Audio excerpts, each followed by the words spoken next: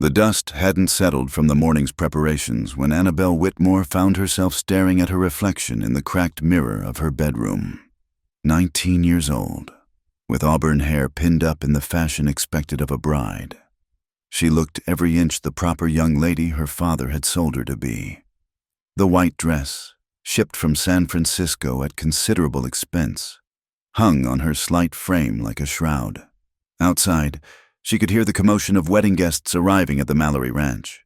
Carriages creaked up the dirt road, horses whinnied, and men's voices carried on the hot Arizona wind.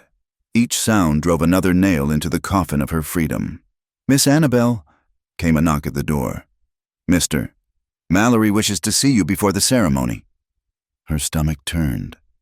Horace Mallory was 62 years old, with hands like leather and eyes that held no warmth.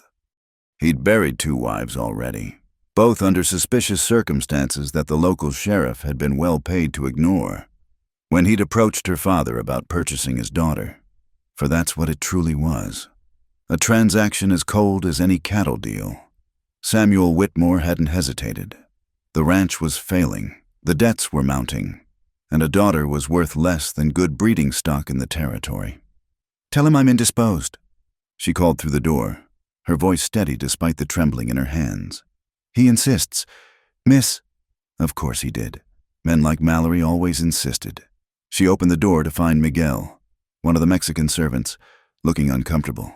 Behind him stood Mallory himself, dressed in a black suit that made him look like an undertaker. His gray beard was freshly trimmed, and his thin lips curved in what he probably thought was a smile. "My dear," he said, pushing past Miguel to enter her room, uninvited. "You look radiant, though I do hope you'll show more color in your cheeks during the ceremony. A man doesn't want a corpse for a bride." The irony of his words wasn't lost on her, considering his history. "Now then," he continued, pulling a velvet box from his pocket. "A gift for my bride." Inside was a gold locket on a chain. He moved behind her to fasten it around her neck, his fingers cold against her skin. The chain felt like a noose. "It belonged to my second wife," he said, his breath hot against her ear. "Dear Catherine, she had such a delicate neck, just like yours." Of course, it proved too delicate in the end. Annabelle's blood ran cold. She'd heard the rumors. Catherine Mallory had been found at the bottom of a ravine, her neck broken. An unfortunate fall from her horse, they'd said. "I should continue preparing," she managed. His hand gripped her shoulder, fingers digging in. "You'll learn soon enough that I don't tolerate defiance, my dear. My previous wives learned that lesson well, until they didn't need to learn anymore." After he left, Annabelle sank onto her bed, mind racing. She'd known her situation was dire, but the casual menace in his voice, the implied threats, she wouldn't survive a year as Mrs. Mallory, maybe not even a month. The plan formed quickly, born of desperation. She stripped off the wedding dress and pulled on the plain brown dress and apron she'd hidden under her bed. Servant's clothes she'd borrowed from the laundry. Her hair came down, the expensive pins scattered on the floor. She rubbed dirt on her face and hands, then wrapped a few precious items in a cloth, her mother's silver brush, the $20 she'd saved over the years, a knife from the kitchen. The house was chaos with wedding preparations. In her servant's disguise, she was invisible. She slipped through the kitchen, past the busy cooks who didn't spare her a glance, and out to the stables. The best horses would be missed immediately, but there was an old mare, Buttercup, that Mallory kept for the servants' use. She wasn't fast, but she was sturdy and knew the desert. Annabelle saddled her quickly, hands shaking as she listened for any sign of discovery. She led Buttercup out the back way, past the smokehouse and through the garden.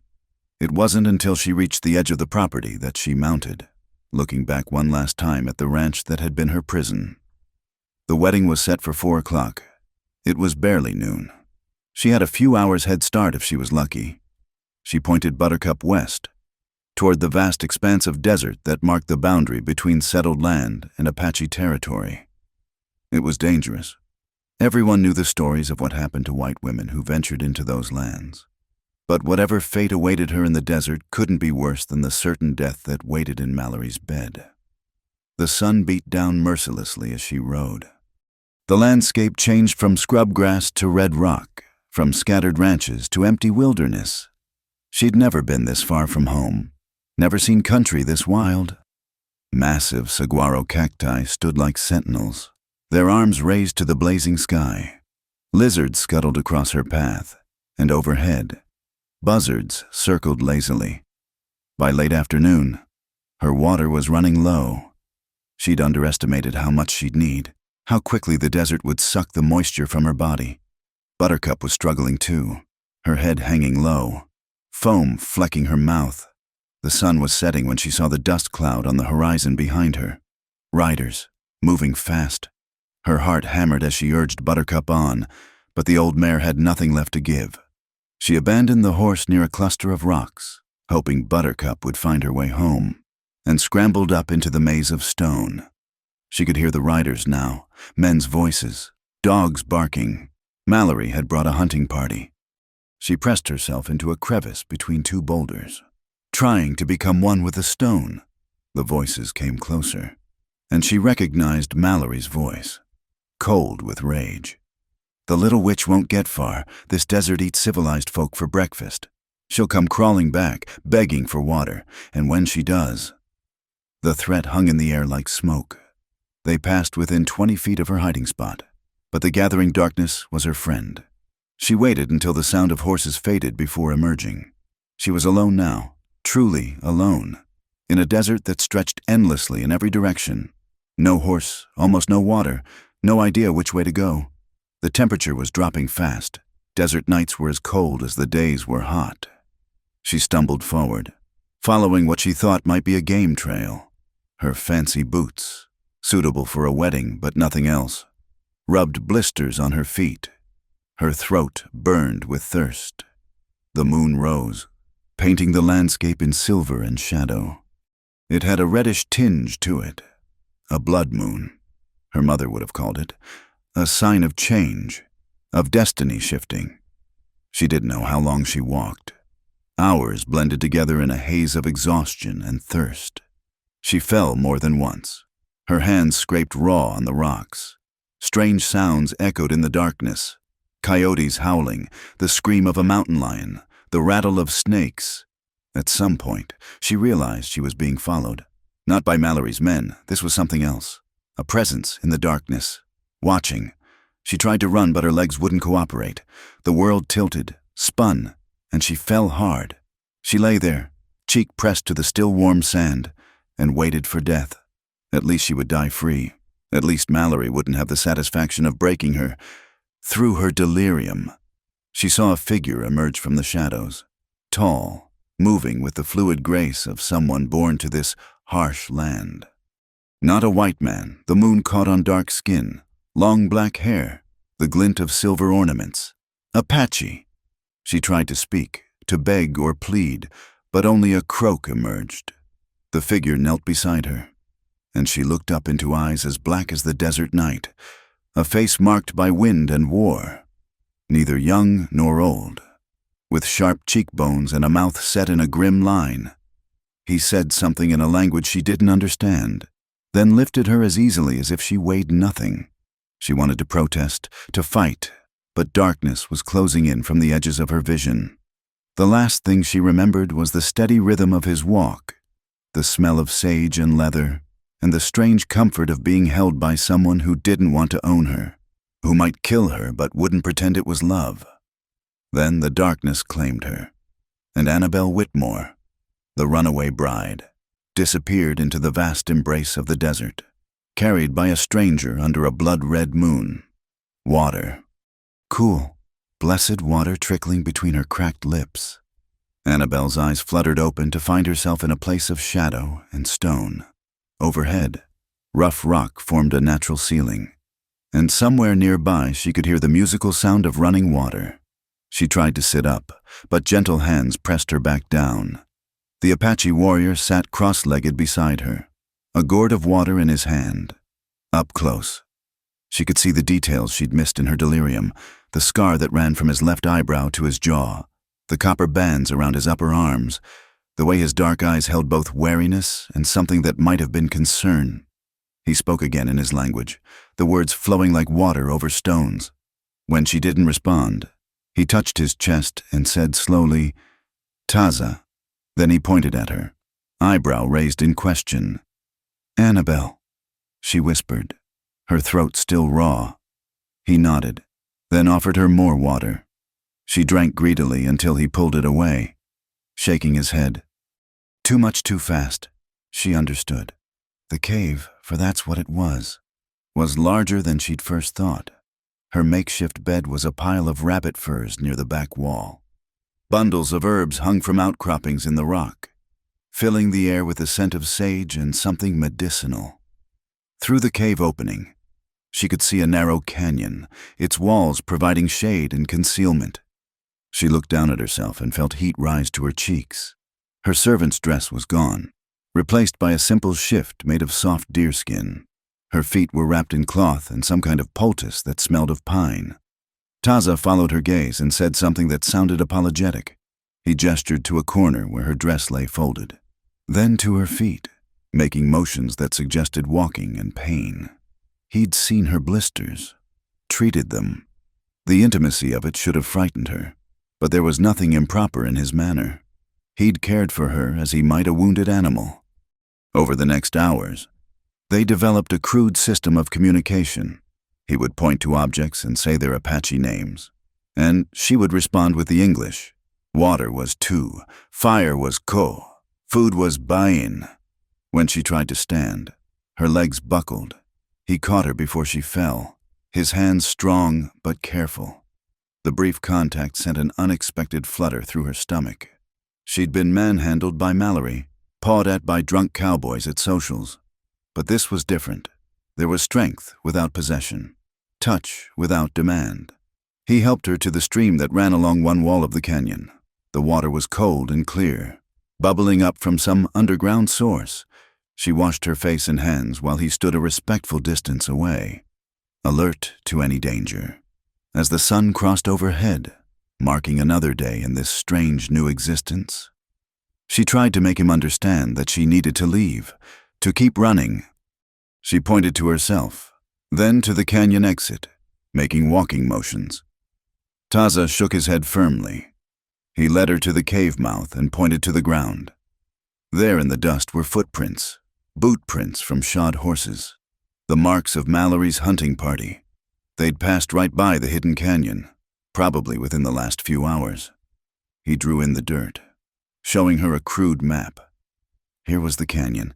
Here, marked with an X, was danger. All around the X, he drew more marks, more danger. She was surrounded, and going out there meant certain capture or death. She sank down on a rock, despair washing over her. Taza watched her for a moment, then disappeared into the cave.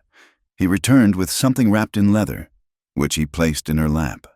Inside was dried meat, flatbread, and wild berries. Food. He'd given her his food when he clearly had little to spare. "Why?" she asked, knowing he wouldn't understand the word but hoping he might understand the question in her eyes. He was quiet for a long moment, then pointed to the scar on his face. He made motions, fighting, falling, hurt. Then he pointed to her wounded feet, her sunburned skin. The same. Hurt. He shrugged as if to say, one wounded creature helping another. As they ate in companionable silence, she studied him. He was younger than she'd first thought, perhaps 30 summers. His hair was long and black as a raven's wing, held back with a strip of leather. He wore deerskin leggings and a cotton shirt that had seen better days. Everything about him spoke of someone living on the margins, making do with little. When the meal was finished, he surprised her by pulling out a small leather pouch. Inside were crude drawing implements, charcoal, ochre, white clay. He handed her a flat piece of bark and motioned for her to draw. She sketched her home first, the ranch house with its peaked roof and windows. Then she drew herself in a wedding dress. Then the same figure running away. Finally, she drew Mallory, trying to capture his cruel features. Taza studied the drawings intently. When she pointed to the sketch of Mallory and made a cutting motion across her throat, trying to convey danger, his face darkened with understanding. He'd seen men like that before. In return, he drew his own story. A village of wickiups by a river. Many people, families, children playing. Then soldiers with guns. Fire, people running. He drew himself with a group of warriors, then showed them arguing. Finally, he drew himself alone, walking away from the others. She couldn't understand all of it, but she grasped the essence. He'd been cast out, exiled from his people. They were both outcasts, in their own ways. As afternoon faded to evening, she found herself oddly at peace. The constant fear that had lived in her chest for months had quieted. Mallory couldn't reach her here. Her father couldn't sell her here. She was free, even if that freedom came with uncertainty. Taza built a small fire as darkness fell. The smoke cleverly directed through cracks in the rock so it dispersed before it could be seen. They sat on opposite sides of the flames, not speaking, but the silence was comfortable. The blood moon rose again, visible through the canyon walls. Taza looked at it and said something in Apache that sounded like a prayer or a poem. She didn't need to understand the words to hear the reverence in them. She tried to stay awake, still not entirely trusting despite his kindness, but exhaustion won. She dozed off sitting up, only to wake when strong arms lifted her. He carried her to the bed of furs, settling her gently. When she grasped his wrist in alarm, he pointed to himself, then to the cave entrance. He would keep watch. Through heavy eyelids, she watched him take up position at the mouth of the cave, silhouetted against the stars. Guardian or captor, savior or something else entirely, she didn't know. But for the first time in longer than she could remember, she felt safe. She woke once in the night to find he'd covered her with a woven blanket. The fire had died to embers, but warmth radiated from the stones he'd placed around it earlier. Such clever ways of surviving in this harsh land. So much she could learn, if he was willing to teach. The next days blurred together in a routine of survival. Each morning, Taza would scout the area for signs of pursuit. He taught her to read the signs, disturbed pebbles, bent grass, the alarm calls of certain birds. Mallory's men were persistent but clumsy, leaving traces everywhere they went. She learned that Taza had been living in this hidden canyon for 2 seasons, ever since his exile. He showed her his stores, dried meat, ground acorn meal, herbs for healing. It was a meager existence, but a free one. Communication gradually improved. She picked up Apache words. He learned English ones. They developed a hybrid language of words, gestures, and expressions that let them share more complex thoughts. One evening, as she helped him prepare a rabbit he'd snared, she finally asked the question that had been burning in her mind. "Why you help me?" She used the simple English he might understand, accompanied by gestures. He was quiet for so long she thought he wouldn't answer. Then, haltingly, using his limited English and their gesture language, he told her his band had been raiding a settlement in retaliation for soldiers attacking their winter camp. The warriors had orders to leave no one alive, men, women, children. It was the Apache way of war, brutal but no more so than what the white soldiers did to Apache villages. But in one house, he'd found a white child, a girl no more than 5 summers, hiding under a bed. She had eyes the color of sage honey, like his little sister who'd died of white man's disease. He couldn't do it. When he refused to kill her, helping her escape instead, he'd broken sacred law. The band turned their backs on him. He was ghost-walking, dead to his people. "You," he said, pointing to her. "Same eyes, sage honey, could not." He made a turning away motion. "Could not walk by." She felt tears prick her eyes. 2 outcasts, drawn together by shared compassion in a harsh world. As the blood moon waned over the following nights, something shifted between them. The careful distance they'd maintained began to shrink. She would catch him looking at her with an expression that made her breath catch. When their hands accidentally touched passing food or water, neither pulled away as quickly as before. One night, A sudden storm drove rain and wind into the canyon. She woke shivering, the temperature having dropped dramatically. Before she could reach for another blanket, Taza was there, wrapping his own blanket around her shoulders. Their faces were close in the darkness, close enough that she could feel his breath on her cheek. "Cold?" he asked, one of his newer English words. She nodded, teeth chattering. Without hesitation, he lay down beside her, pulling her against his warmth. She stiffened for a moment. This was improper, dangerous, forbidden, but the solid warmth of him, the steady beat of his heart, the safety of his arms around her, she relaxed into him, and they lay like that until dawn, chaste but intimate, two lost souls finding harbor in the storm. The morning after the storm, they moved around each other with new awareness. Every accidental touch seemed to spark. Every glance held weight. But Taza was nothing if not respectful. Returning to his usual sleeping place across the cave that very next night, he began teaching her the desert's secrets in earnest. How to find water by watching where the bees flew at sunset. Which cactus fruits were sweet and nutritious, which would make you sick. How to build a fire that gave heat but little smoke, arranging the stones just so to hold and reflect the warmth. "See here," he said one afternoon, kneeling by a cluster of prickly pear. His English was improving daily. "The fruit, when red like this, good to eat, but must be careful." He showed her how to harvest them using sticks, how to burn off the tiny spines over the fire, how to peel them to reveal the sweet purple flesh inside.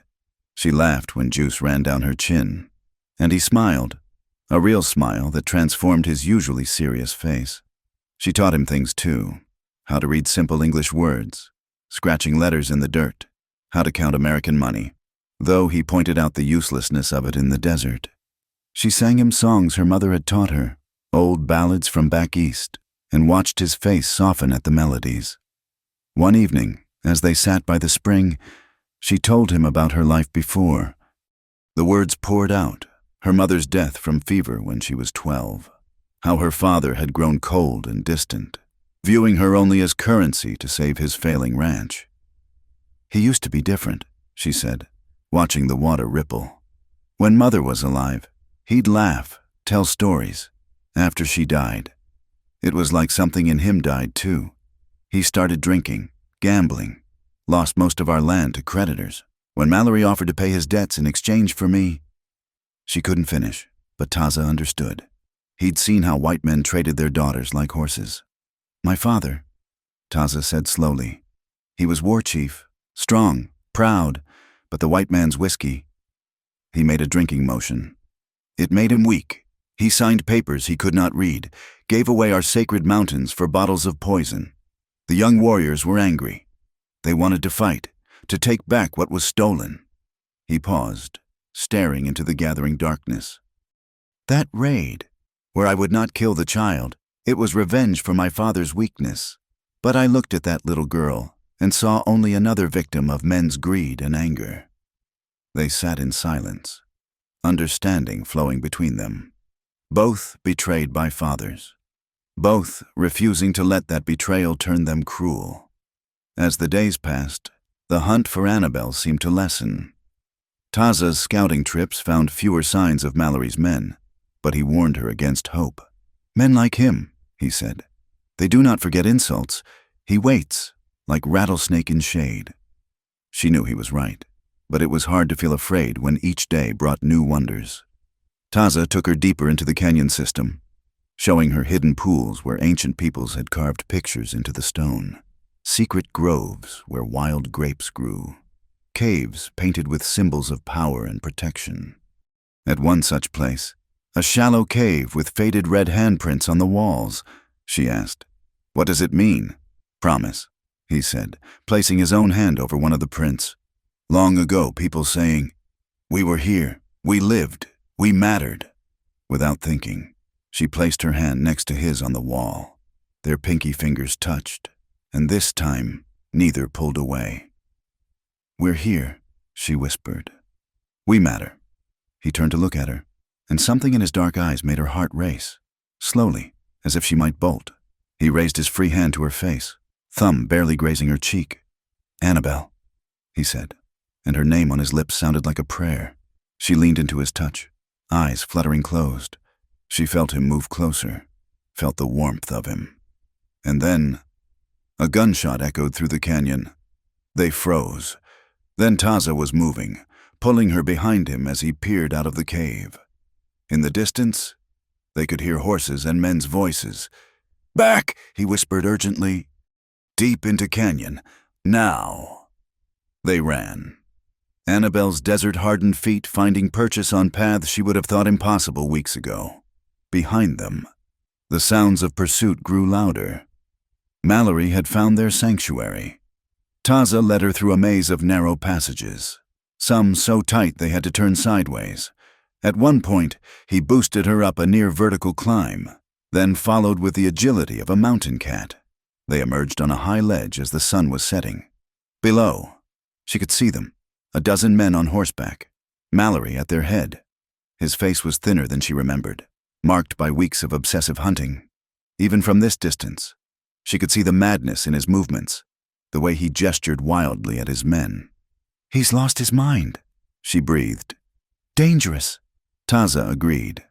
Mad wolves bite deepest. They watched the search party make camp for the night. Too many for even Taza to evade if they stayed. He made a decision. "We go, tonight, north, to the mountains." "I know places. But your things, the cave, things can be replaced. You cannot—" The simple statement, said so matter-of-factly, made her throat tight with emotion. They traveled through the night, navigating by stars and Taza's uncanny knowledge of the land. She'd grown stronger in their weeks together, but the pace was brutal. When she stumbled, he was there. When she flagged, he found hidden reserves of water, shared the last of his dried meat. Just before dawn, they took shelter in a grove of cottonwoods near a small stream. Exhausted, she collapsed against a tree trunk. Taza sat beside her, alert despite his own fatigue. "I'm sorry," she said. "You saved me, gave me shelter, and I brought trouble to your door." He shook his head. "No sorry. I choose to help. Would choose again." "Why?" The question that had haunted her from the beginning. He was quiet for a long moment, then spoke carefully, as if the words were fragile things. "First, I think only to save Sage Honey Eyes girl, like sister. But then—" He paused, searching for words. "You are strong, brave. You run from cage, even knowing desert might kill. You learn, adapt. You sing songs that make heart." He placed his hand on his chest, struggling for the right word. "Light?" she suggested softly. "Yes, light." He looked at her then, really looked at her, and she saw everything in his eyes. "You make my heart light. Annabelle, first time since—" He gestured to indicate his exile, his loneliness. Her breath caught. Before she could lose her nerve, she leaned forward and kissed him. It was clumsy at first. She'd never kissed anyone by choice, only endured Mallory's possessive pecks on her cheek. But Taza was gentle, patient, one hand coming up to cup her face as he showed her wordlessly how it could be between two people who chose each other. When they parted, both breathing unsteadily, she saw wonder in his eyes that probably matched her own. "Is good?" he asked uncertainly. "Very good," she assured him, and was rewarded with one of his rare, beautiful smiles. But there was no time for more. As the sun rose, they could hear the search party moving again, following their trail with renewed determination. They pushed on, higher into the mountains, the landscape changing from desert to pine forest. That night, huddled together for warmth in a shallow cave, she told him things she'd never told anyone, about the loneliness of growing up motherless, about the books she'd read in secret, stories of faraway places and adventures, about the dream she'd harbored of going to San Francisco, of working in a shop or as a governess, of being independent. Taza listened to it all, understanding more than she would have thought possible. When she finished, he shared his own dreams, of seeing the ocean his grandfather had told stories about, of finding a place where Apache and white could live without killing each other. of having a small ranch where he could raise horses. Together, she said impulsively. We could do it together. Go somewhere they'd never find us. California, maybe, or Oregon. Start fresh. He looked at her with such longing it made her chest ache. Apache and white woman together. World does not allow. Then we'll make our own world, she said fiercely. Hasn't that what we've been doing already? He kissed her again then, and this time there was desperation in it, as if he were trying to hold on to something that might slip away with the dawn. They were both aware that their time was running out. Mallory's obsession wouldn't let him give up, and they couldn't run forever. But for now, for this moment, they had each other. Under stars that didn't care about the color of their skin or the laws of men, they held tight to the impossible dream of a shared future. The desert had brought them together.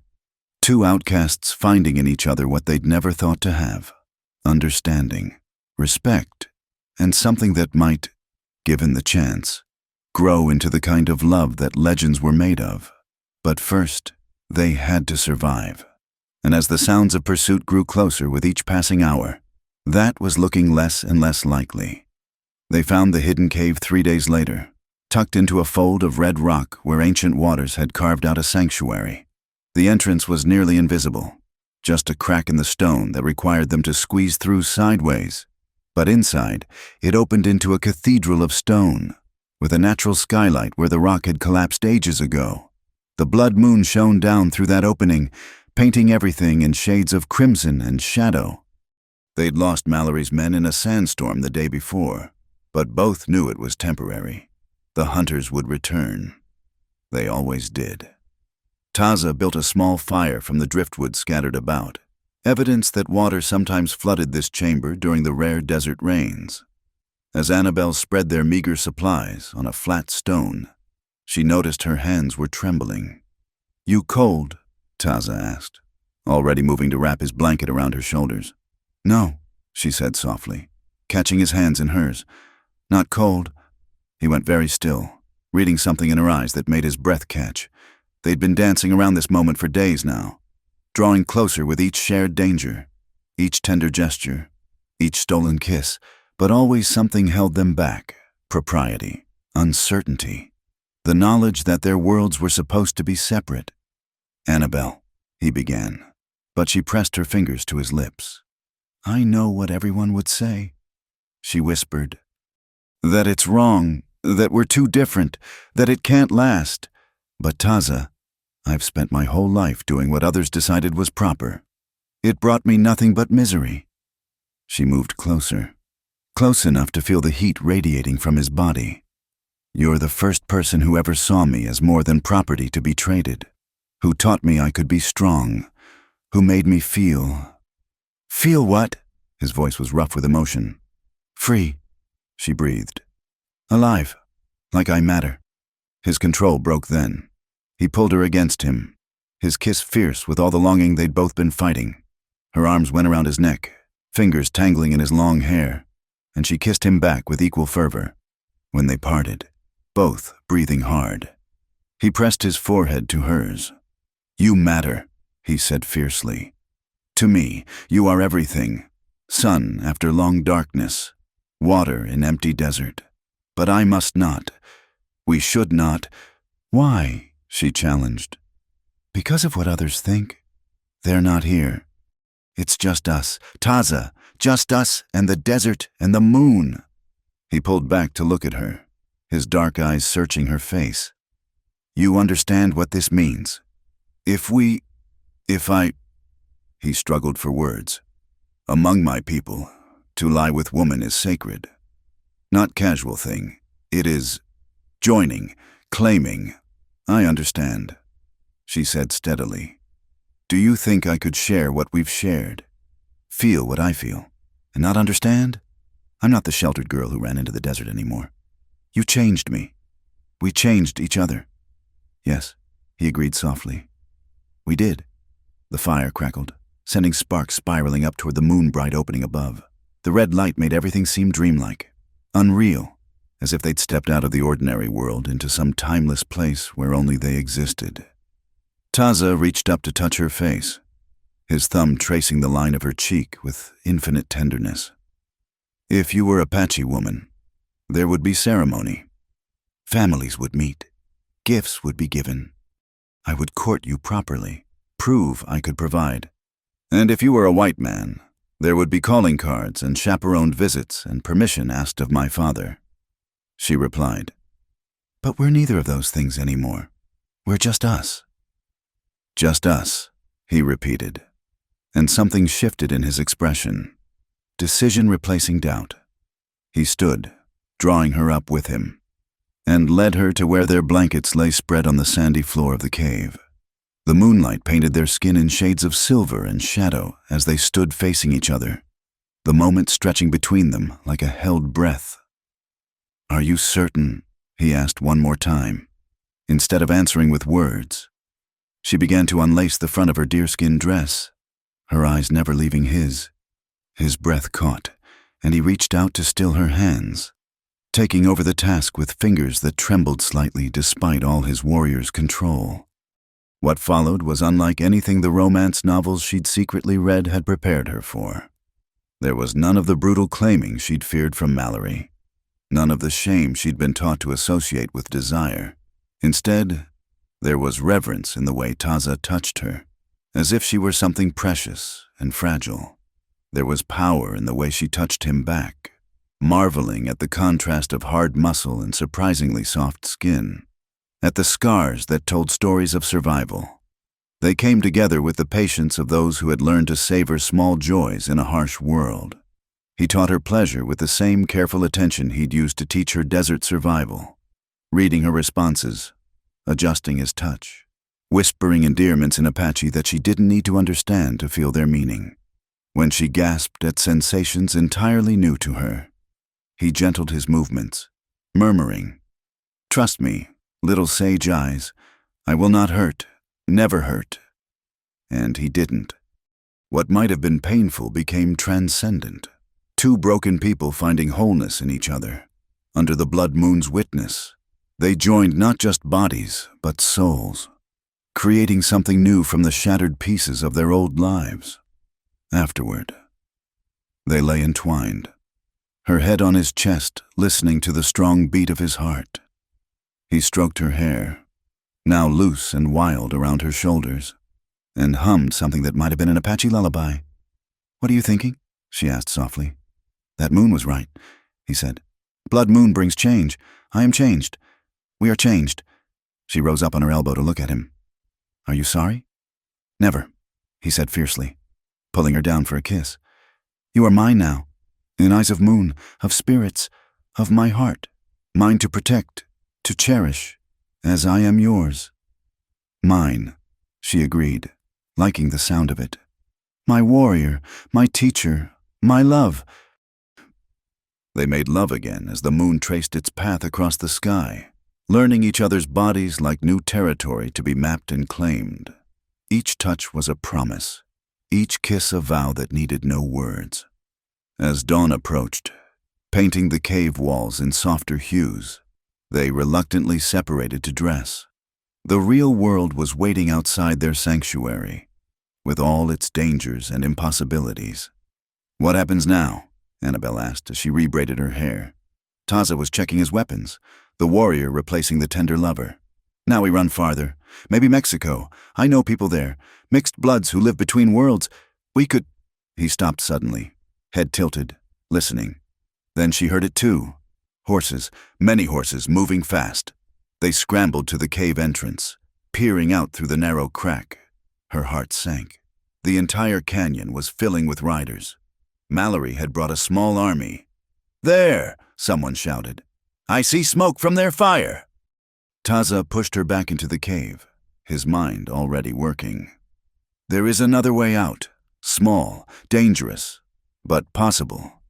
He led her to the back of the cave where a passage no wider than a man's shoulders disappeared into darkness.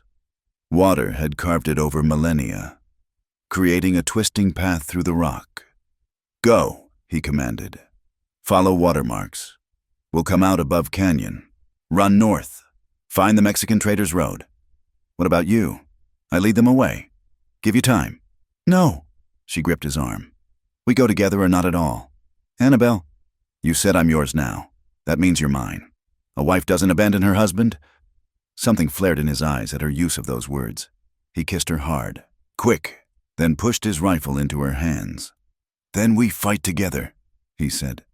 "But if chance comes to run, you run. Promise me." Before she could respond, the first of Mallory's men reached the cave entrance. Taza had positioned himself perfectly, the narrow opening meaning they could only come one at a time. His first arrow took the lead man in the shoulder, sending him tumbling back into his fellows. "Come out, savage!" Mallory's voice echoed off the rocks. "Send out my property and I might let you live." "I am no man's property," Annabelle shouted back, firing the rifle at the cave mouth to discourage anyone else from trying to enter. A standoff developed. Mallory's men couldn't rush the cave without taking heavy losses, but Taza and Annabelle couldn't escape with the canyon full of enemies. As the sun climbed higher, Taza touched her shoulder. "Tonight," he whispered, "when darkness comes, we try the back passage." She nodded, conserving ammunition, making every shot count. Her hands were steady now, all fear burned away by determination. She'd found love in this harsh land. She wouldn't give it up without a fight. The blood moon would rise again tonight. If the spirits were kind, it would light their way to freedom. If not, at least they would face whatever came together. Two hearts joined under the desert moon, bound by something stronger than law or custom or the prejudices of small-minded men. Taza began to sing, a warrior's song. She thought, though she couldn't understand the words. His voice rose and fell with haunting beauty, echoing off the cave walls. It was a song of defiance, of love, of choosing one's own path regardless of the cost. She added her own voice, humming along with the melody, creating an unexpected harmony. If these were to be their last hours, they would face them as they'd learned to face everything else, together. The siege lasted through the blistering heat of the day. As shadows lengthened across the canyon, Mallory tried a new tactic, fire. His men gathered brush and dead wood, piling it at the cave entrance, meaning to smoke them out like rabbits from a warren. Back passage. "Now," Taza commanded as the first wisps of smoke began to curl into their sanctuary. They squeezed into the narrow channel, Annabelle going first with Taza close behind. The passage was worse than she'd imagined, barely wide enough for her shoulders, twisting and turning through solid rock. Water had carved smooth channels in some places, while others were rough with mineral deposits that scraped skin raw. Behind them, smoke began to fill the cave. Ahead, only darkness and the sound of dripping water. Annabelle's world narrowed to the few inches she could see, the struggle to breathe, the reassuring presence of Taza behind her. Then, disaster. The passage narrowed further, becoming barely a crack. She tried to push through and stuck fast, panic rising in her throat. "I can't," she gasped. "Breathe out," Taza instructed calmly. "Make yourself small. I will push." She expelled all the air from her lungs, and with Taza's steady pressure, scraped through the bottleneck. They emerged onto a ledge high above the canyon, just as the last light was fading from the sky. Below, they could see Mallory's men celebrating, thinking they'd burned their quarry alive. "We must move fast," Taza whispered. "They will check cave soon." They climbed down in near darkness, every handhold a gamble, every step a potential disaster. Annabelle's dress caught and tore, leaving long scratches on her legs. But they made it to the canyon floor and melted into the shadows just as shouts arose from the cave. Their escape had been discovered. For 2 hours they ran through the darkness, using every trick Taza knew to confuse their trail. They waded up a stream, doubled back on their own tracks, used rocks to hop from boulder to boulder without touching the ground. But they could hear the pursuit. Mallory had brought Apache scouts of his own, traitors who knew the old ways. It was near midnight when their luck ran out. They'd stopped at a spring to drink when lariats whistled out of the darkness. One caught Taza around the chest, yanking him off his feet. He rolled, came up with his knife, but 3 men were on him before he could strike. "No!" Annabelle raised the rifle, but strong hands grabbed her from behind, twisting the weapon away. Mallory stepped out of the shadows, his clothes dusty and torn, his face haggard with obsession. "Did you think you could humiliate me, make me a laughingstock, my bride running off with a savage? I was never your bride," Annabelle spat, struggling against the hands that held her. Mallory backhanded her casually, splitting her lip. Taza snarled and surged against his captors, earning a rifle butt to the ribs that dropped him to his knees. "Tie him to that cottonwood," Mallory ordered. "I want her to watch what happens to bucks who touch white women." They dragged Taza to the tree, binding him with rawhide that cut into his skin. He never took his eyes off Annabelle, trying to communicate strength, courage, love, everything he couldn't say aloud. Mallory drew his revolver, checking the chambers with theatrical slowness. "You know, I was going to make this quick, but you led me quite a chase. Cost me time, money, reputation. So I think we'll do this the old way, piece by piece." "Wait," Annabelle said desperately. "I'll come with you. I'll marry you. Just let him go." Mallory laughed, an ugly sound. "Oh, you'll come with me, and you'll marry me. But not until you understand the price of defiance. Not until you see what happens to anyone who helps you." He raised the gun, aiming at Taza's leg. "We'll start low, work our way up, make it last." The shot never came. Instead, there was a meaty thud, and Mallory staggered forward, a knife protruding from between his shoulder blades. Behind him stood a figure Annabelle had never expected to see again, Maria Valdez, the Mexican woman who'd helped her plan her escape. "Senora Whitmore," Maria said calmly, drawing a second knife. "I think these men have bothered you enough." What followed was chaos. More figures emerged from the darkness. Maria's brothers, their vaquero friends, all armed and ready.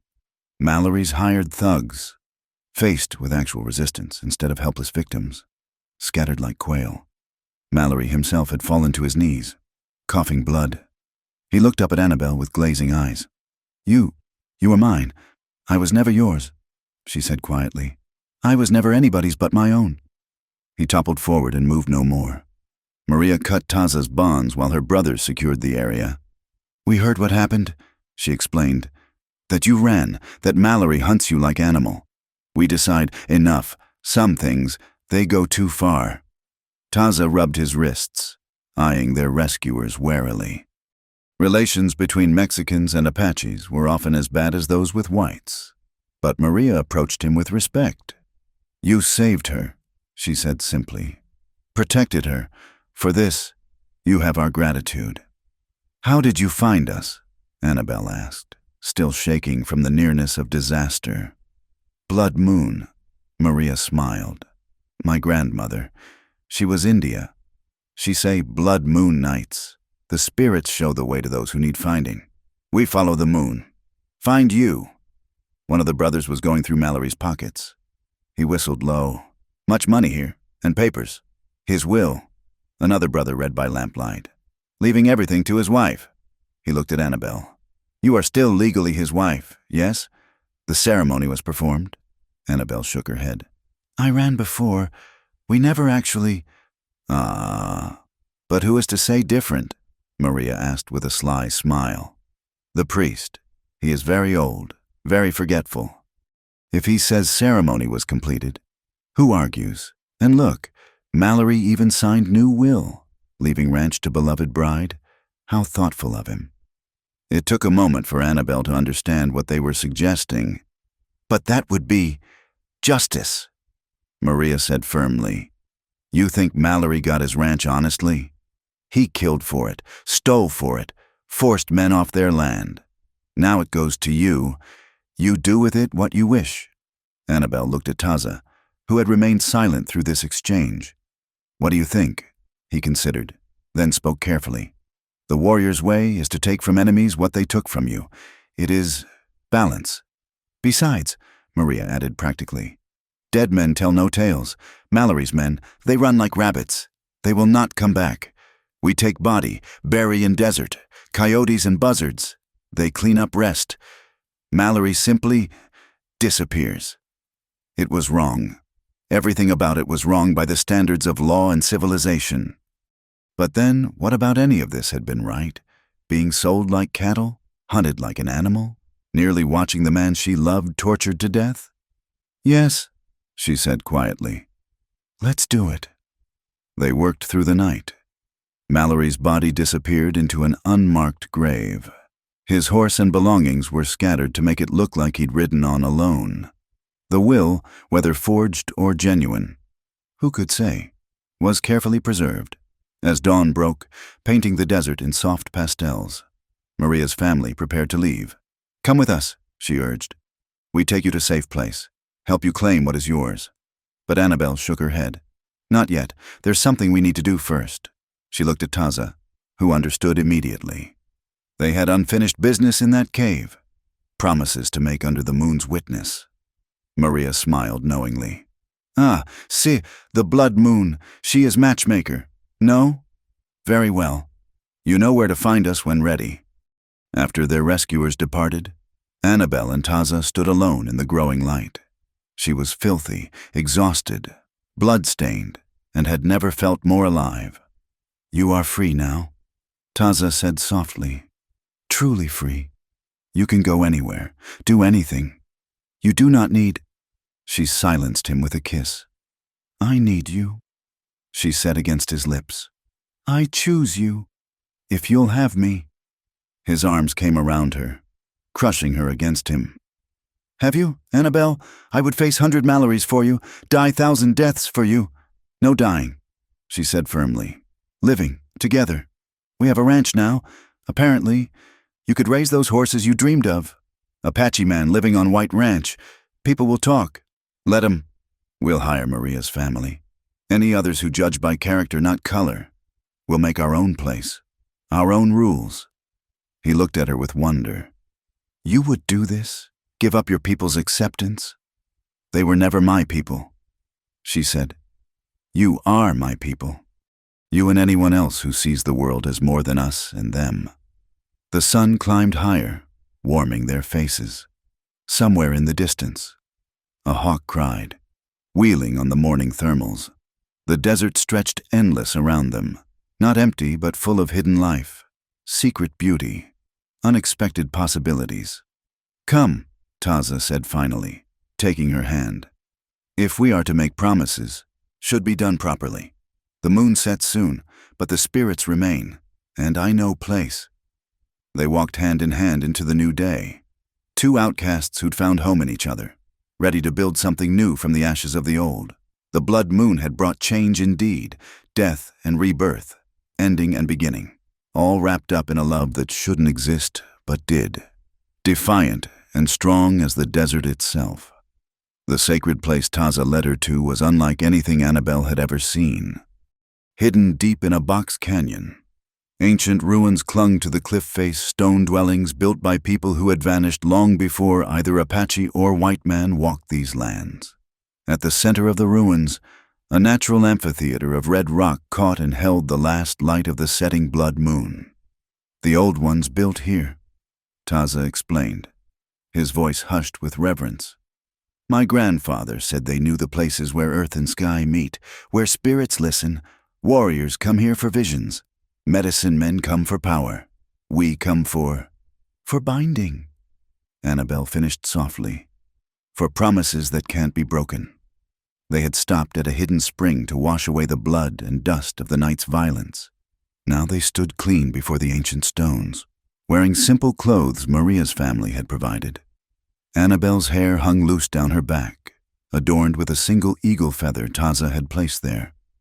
He wore traditional dress deerskin leggings, a cotton shirt, his hair bound with a leather cord decorated with turquoise. Taza built a small fire in the center of the amphitheater using wood that seemed to have been left for just such purpose.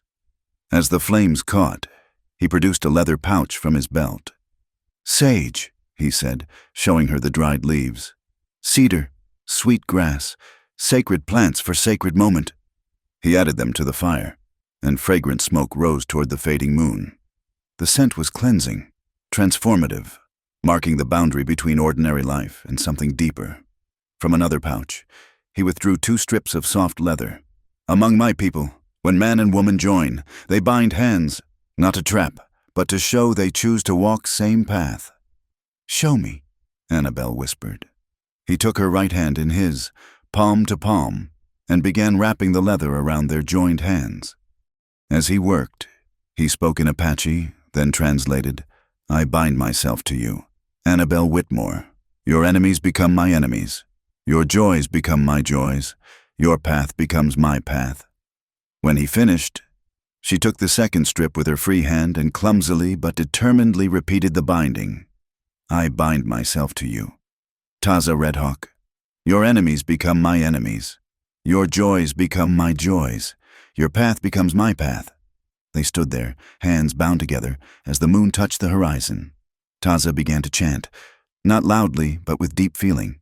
The Apache words rose and fell like wind through canyons, ancient rhythms that seemed to make the very stones vibrate. When he finished, he looked at her expectantly.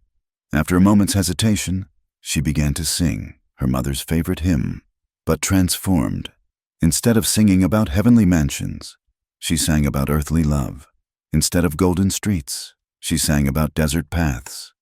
The melody, haunting and pure, blended with the echoes of his chant still hanging in the air. "Now," Taza said when her song ended, "we speak truths. I tell you my true name, the one given by spirits, known only to family. You tell me your true heart, the one hidden from world." He leaned close, whispering in her ear words in Apache that seemed to carry weight beyond sound. Then in English, "Walks between worlds, that is what spirits named me, never fitting in one place or other, until you." Annabelle felt tears prick her eyes. Her true heart, the one hidden from the world. "I was dying," she admitted, "long before I ran, dying inside, piece by piece, becoming ghost of person. You didn't just save my life, you gave me reason to live it." With their free hands, they each took a pinch of corn pollen from a small pottery bowl, another item that seemed to have been waiting for them. Following Taza's lead, Annabelle scattered it to the 4 directions, then to earth and sky. "We ask blessing of all directions," Taza explained. "East where sun rises, new beginnings. South where warmth lives, passion. West where sun sets, completion. North where wisdom dwells, guidance, earth who holds us, sky who frees us." The blood moon was nearly gone now, just a sliver of red on the horizon. In its fading light, Taza unwound the leather binding their hands, but immediately took both her hands in his. "In eyes of spirits, we are one," he said. "But ceremony is not complete without union." Annabelle finished, her voice steady despite the thundering of her heart. He led her to where blankets had been laid near the fire. When had he done that? Or had they been left by other couples who had come to this sacred place? The stones around them seemed to glow with accumulated warmth, creating a private world removed from time. This time, when they came together, it was different from the desperate passion in the cave. This was ritual, sacred, each touch a prayer, each kiss a vow. They moved together with deliberate slowness, maintaining eye contact, breathing in unison. The fire burned low as they joined not just as man and woman, but as 2 halves of a whole, finding completion in each other. When the moment of union came, Annabelle understood why Taza had called it sacred. This wasn't just physical joining, but a merger of spirits, a claiming that went deeper than any white man's marriage certificate. As they lay wrapped in each other afterward, the last sliver of blood moon vanished, leaving only stars. But the ceremony wasn't quite complete. Taza rose and returned with a small knife and a clay bowl. "Last part," he said. "Blood to seal what moon witnessed." Without hesitation, Annabelle held out her hand. He made a small cut on her palm, then his own, then pressed their hands together over the bowl, letting their mingled blood drip into it. "Now we are truly one blood," he said. "Apache way and—" he smiled slightly. "Perhaps ancient way of all peoples, before they forgot what matters." He mixed the blood with red ochre and water, creating a paint with careful fingers. He drew symbols on her forehead, Her cheeks, her throat. She did the same to him, copying the patterns as best she could. "What do they mean?" she asked. "Protection, strength, forever." He touched the mark on her forehead. "This says you are taken, claimed, loved. Any Apache who sees knows you are under protection of warrior, and any white person who sees will think I've gone native," she said with a wry smile. "Yes," he agreed seriously. "Is problem?" "No," she said firmly. "Let them think what they want. I know who I am now. I'm Annabelle Redhawk, wife of Taza, woman of two worlds." He kissed her deeply at hearing her take his name. "And I am Taza Whitmore, if needed. For papers, for town life." They cleaned themselves with water from a spring that bubbled near the ruins, but left the marks on their faces. As dawn broke, painting the ancient stones gold and pink, they made ready to leave. But first, Taza showed her one more thing. On a protected wall of the ruins, countless hands had left prints in red ochre, couples across generations who had come here to pledge themselves. Taza mixed fresh paint, and together they added their handprints to the wall. Annabelle's smaller hand nested inside the span of his larger one. "Now we are part of forever story," he said. "Long after we are dust, proof remains. We were here, we loved, we chose." They gathered their few belongings and began the journey back to the world. They would go to Maria's family first, then to town to claim Annabelle's inheritance. There would be challenges, legal battles, social censure, the daily struggle of making a life between two worlds that wanted to remain separate. But as they walked hand in hand through the brightening desert, Annabelle felt no fear. She had been transformed. No longer the frightened girl who had fled into the desert in a borrowed dress. The blood moon had indeed brought change, death and rebirth. Behind them, their handprints dried on ancient stone, one more layer in the palimpsest of love that defied boundaries. The old ones would have understood. Love was the first law, before tribes, before nations, before all the artificial divisions humans created. As they reached the edge of the sacred canyon, Taza stopped and cupped her face in his hands. "No regrets?" he asked one more time. "None," she said firmly. "I'm exactly where I'm supposed to be, with exactly who I'm supposed to be with." "Then we go forward," he said. "Together." "Together," she agreed. And they walked into their new life as the desert bloomed around them. Impossible flowers opening to greet the dawn. The town of Cedar Ridge had seen its share of strange sights, but Annabelle Whitmore, now Annabelle Redhawk, returning from the desert with an Apache warrior at her side and sacred markings on her face, caused quite a stir. They rode in on horses provided by Maria's family, heads high despite the stares and whispers. At the bank, the manager, Mr. Cornelius Hartwell, nearly choked on his coffee when she presented Mallory's will. "Mrs. Mallory," he stammered, eyes darting between her and Taza. "We heard you'd been, that is, Mr. Mallory said you'd been kidnapped. As you can see, I'm quite well." Annabelle replied calmly. "My husband sadly met with an accident while searching for me. Bandits, we believe. His final wish was that I inherit the ranch. I trust there won't be any difficulties." Hartwell cleared his throat nervously. "The will appears to be in order, but there are questions. This man," he gestured at Taza without looking at him directly, "is my protection," Annabelle said smoothly. "The desert is dangerous for a widow alone. I'm sure you understand." The legal proceedings took 3 days. Word had already spread about Mallory's disappearance and presumed death. Some of his hired men had straggled back to town with tales of Apache attacks, though their stories didn't quite match up. The sheriff, a pragmatic man named Thomas Burke, who'd never liked Mallory anyway, was inclined to let sleeping dogs lie. Mallory was a hard man, Burke told Annabelle privately. Made a lot of enemies, if the desert got him. Well, sometimes the desert serves its own justice. On the 3rd day, just as it seemed the transfer would go through smoothly, trouble arrived in the form of Josiah Mallory Horace's younger brother from California. He swept into town with a lawyer and a small army of gunmen, determined to claim his brother's estate. "That woman is a murderess," Josiah declared in the packed courthouse. "She conspired with savages to kill my brother and steal his fortune."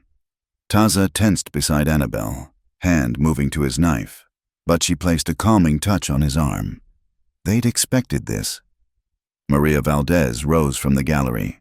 "I can testify," she said clearly. "I saw Senor Mallory alive after he took Mrs. Mallory back. He told me himself he was riding to Mexico, chasing bandits who robbed him." "Lies," Josiah sputtered. "Paid testimony from a Mexican whore." The judge, an elderly man named Horace Williamson, banged his gavel. "You'll keep a civil tongue, Mr. Mallory, or I'll have you removed." The hearing stretched on. Josiah's lawyer presented a compelling case based entirely on circumstantial evidence and racial prejudice. But Annabelle had come prepared. She produced letters Mallory had written, boasting of his plans to break his new bride.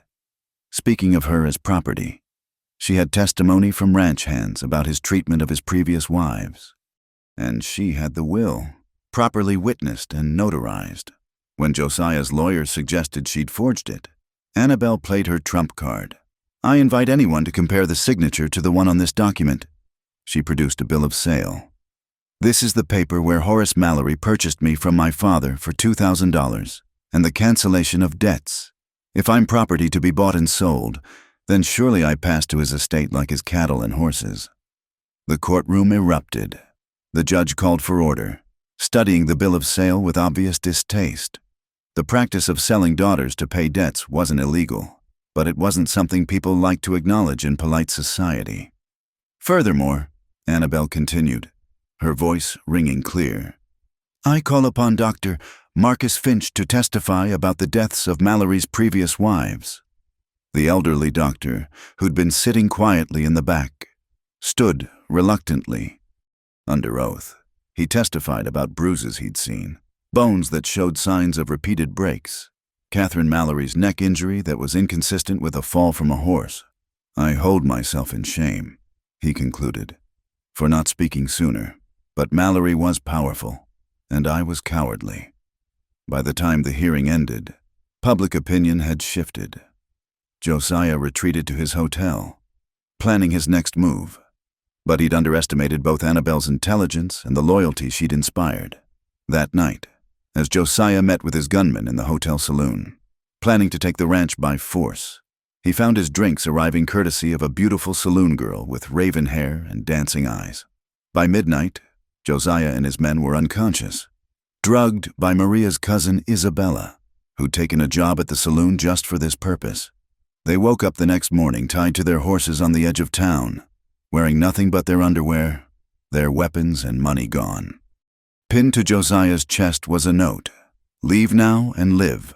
Stay and join your brother, the widows of Cedar Ridge." Josiah left. The sight of him bouncing down the road in his underwear, cursing and threatening, became a legend in Cedar Ridge. But even as they won the legal battle, Annabelle knew the real fight was just beginning.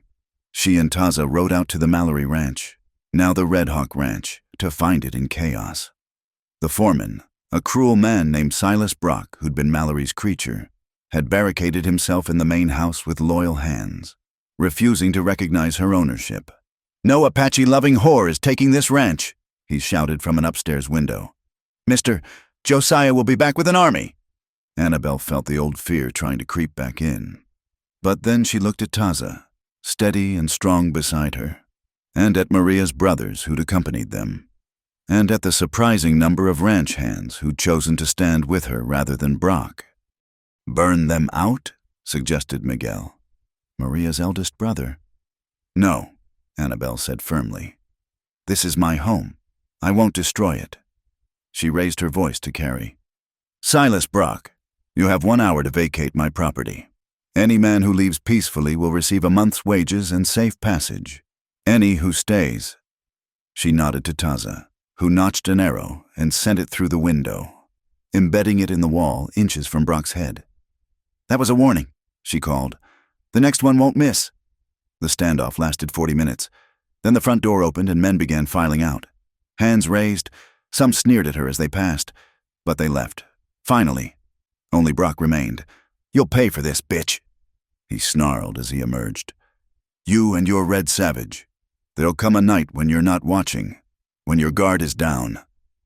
Taza moved faster than striking lightning. His knife flashed, and Brock's gun belt fell away, sliced clean through. Another flash, and Brock's shirt parted, revealing a thin line of blood across his chest. You threaten my wife again, Taza said in his careful English. I take more than clothes. Understand. Brock, white-faced, nodded and stumbled to his horse. As he rode away, several hands who'd stayed came forward.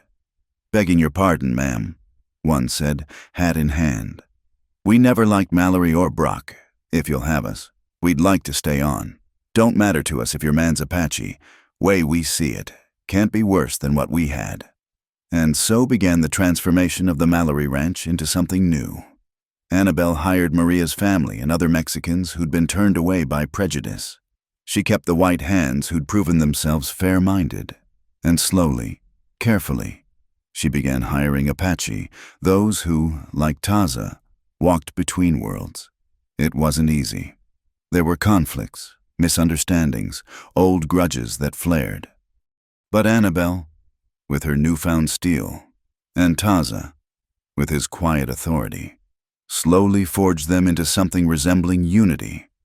The ranch began to prosper under management that treated workers as humans rather than tools. 3 months later, as autumn painted the desert in shades of gold and rust, a different sort of trouble arrived.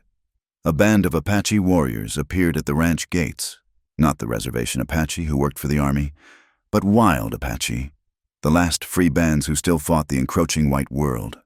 At their head rode a man whose resemblance to Taza was unmistakable, his brother, Wolf Dancer, who'd been his closest friend before the exile. The reunion was tense. Wolf Dancer spoke rapidly in Apache, gesturing angrily at the ranch, at Annabelle, at everything Taza had become. Taza responded calmly, but Annabelle could see the pain in his eyes. He says I shame our people. Taza translated for her, that I've become white man's dog. He demands I leave with them, return to the warpath. And if you don't? Annabelle asked, though she suspected the answer. Then I am enemy. His voice was steady, but she heard the grief underneath. She stepped forward, surprising everyone. Wolf Dancer, she said in the Apache words Taza had taught her. I honor you, I honor your fight, but this, she gestured to the ranch, where Apache, Mexican, and white worked side by side.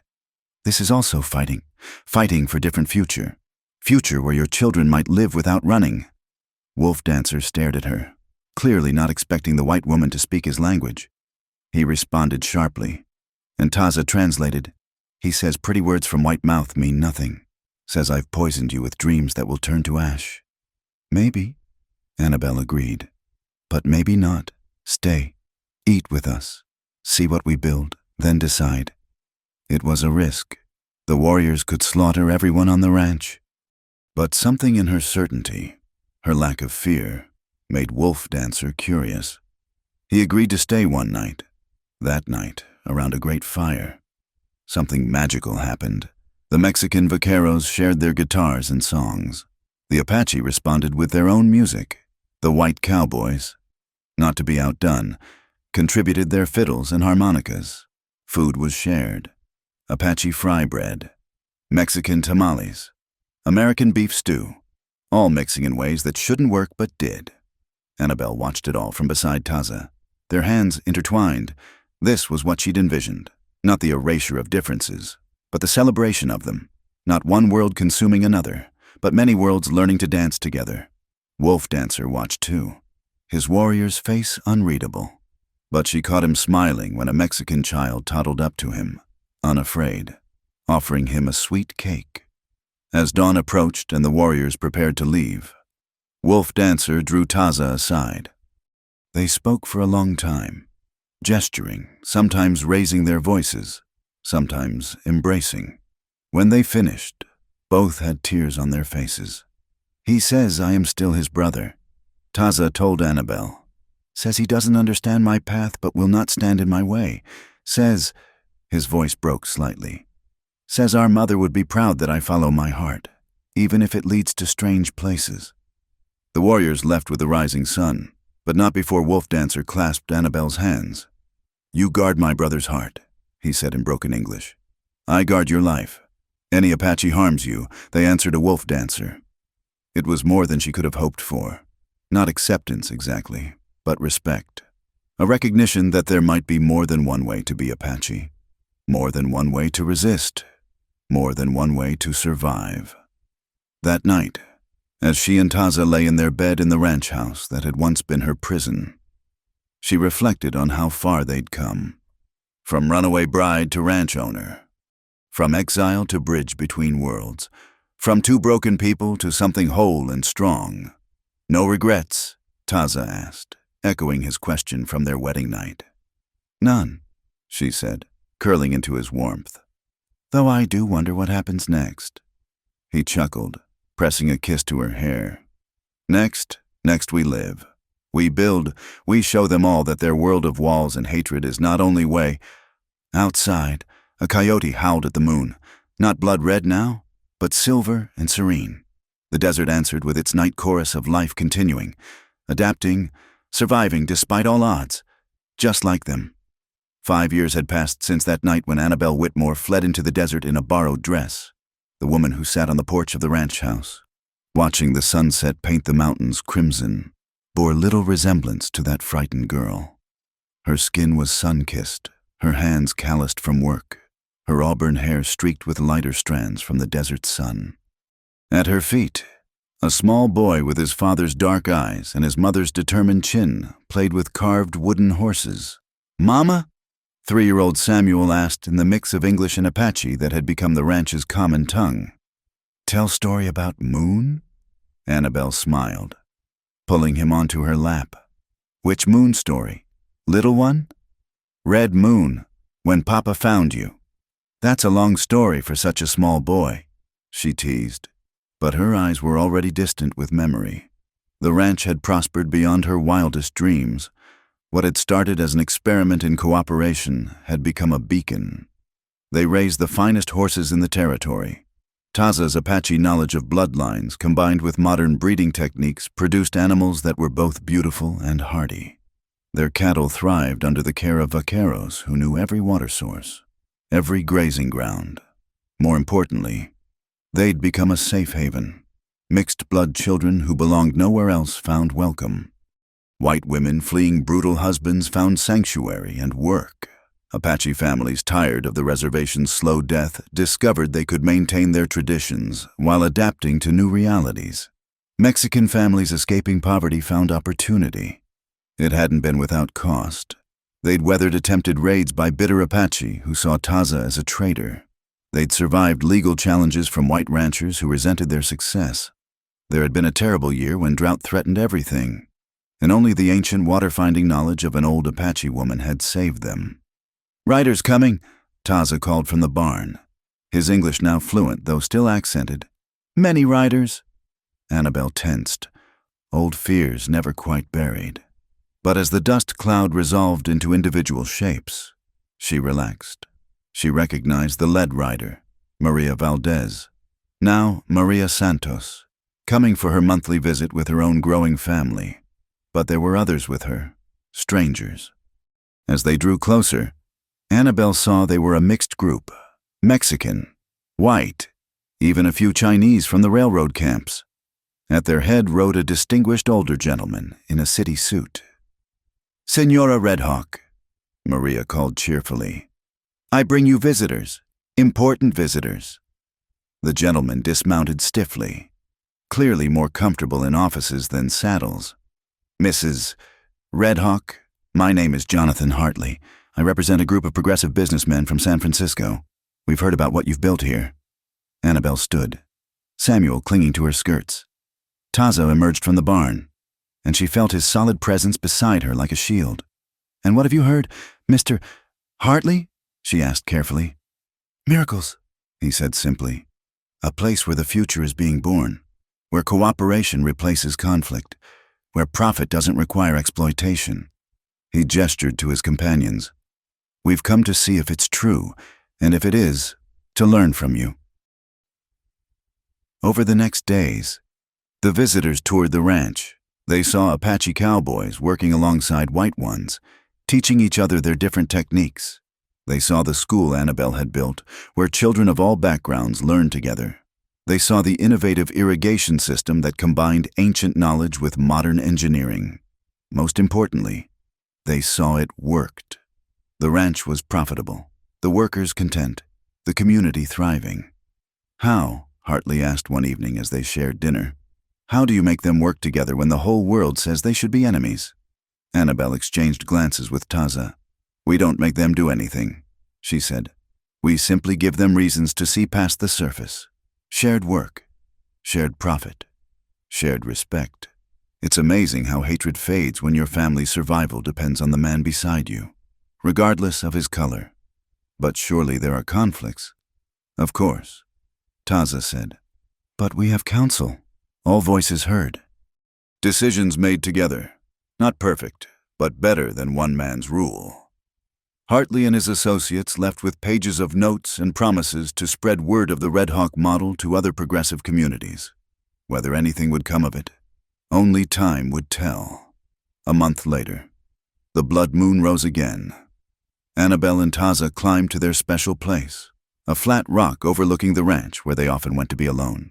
Samuel was safe with Maria's eldest daughter, giving them this rare moment of solitude.